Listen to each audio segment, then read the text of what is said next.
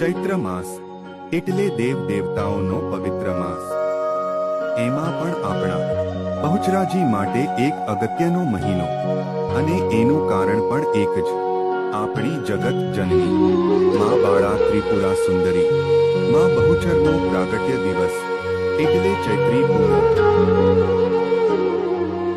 લાખો માઈ ભક્તો આ દિવસે પોતાની મનોકામના પૂર્ણ કરવા માના દર્શન માટે આવે છે અને અહીં ભરતા લોક મેળાનો પણ આનંદ માણે છે.